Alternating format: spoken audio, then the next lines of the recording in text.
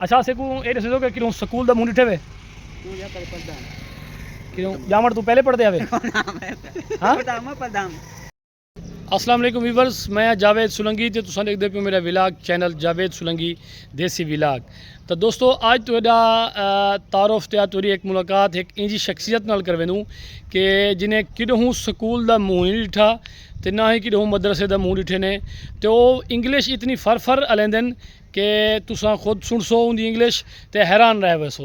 तो दोस्तों आओ तुहाडी आज उन शख्सियत नाल मुलाकात भी करवेंदे आं ते उनके हाल वाल भी गिनदे आं। दोस्तों वो इंजी शख्सियत हैं कि जिमें ही वो स्क्रीन के सामने हम सन तुसां आटोमैटिकली तुहाडी जिहड़ी है वो हंसी है जिहड़ी वो काबू ने बाहर हो से वो ना रुक से। तो आओ तुहाडी मुलाकात करवेंदे आं हूँ शख्सियत नाल। अस्सलाम वालेकुम।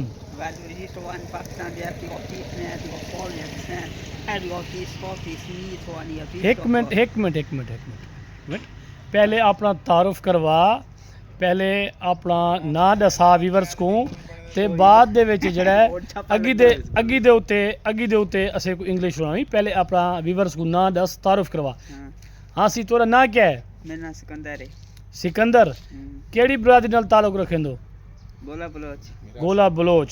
अच्छा असें को ये दस दो कि किलों स्कूल दा मुंह डिठे वे तू जा कर प्रधान किलों जामड़ तू पहले पढ़दे आवे हाँ प्रधान केड़ा वो स्कूल है जिथे तू पढ़दा हमें? वो जुमे खाना ला इलियास बती के ने पैर को फीस फंड और फीस फ्रेंड इस फ्रेंड। अच्छा हुण असें को तुसां ना अपनी तुसां हुण असें को इंग्लिश सुनवे सो जल्दी कर।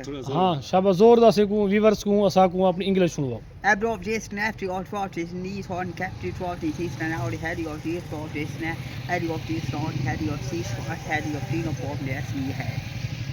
अच्छा तो दोस्तों ये बंदे को जो पाकिस्तान का हुण जो है IPL शुरू थिया उनदे विच भी इनको कमेंट्री वास्ते सजे ने हुण पाकिस्तान की चैंपियन ट्राफी चलती पई है 2025 उनदे विच भी इनको सजे ने लेकिन ये उत्था नहीं वञण चाहता। क्यों तू उत्था क्यों नहीं वञण चाहता?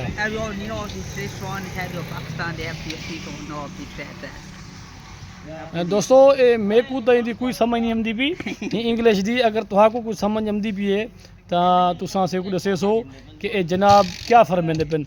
अच्छा असें को ये दसो कि पाकिस्तान के हालात किहड़ी तरफ वेंदे पिन?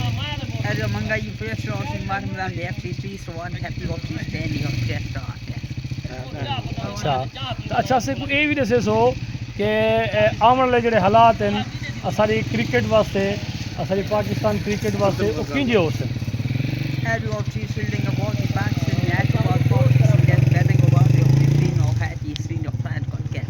ते तुहाडा फेवरेट खिलाड़ी जिहड़ा वो केड़ा है? बाबर आजम 20 और बॉलिंग फास्ट और बाबर आजम बैटिंग और फील्डिंग और इस तो अपने नेक्स्ट। तो दोस्तों इन्हां दा जिहड़ा फेवरेट खिलाड़ी है वो मेरे को सिर्फ एक नाम दी सिर्फ समझ आई है बाबर आजम इन्हां दा फेवरेट खिलाड़ी है। ते उनके बारे तुसां क्या आखना चाहते हो? बाबर आजम को क्या आखसो as a fan? As a fan, the whole is bowling of cheese, batting of cheese, or with the start cheese, batting of water, facing up of friend, Baba Azam for that.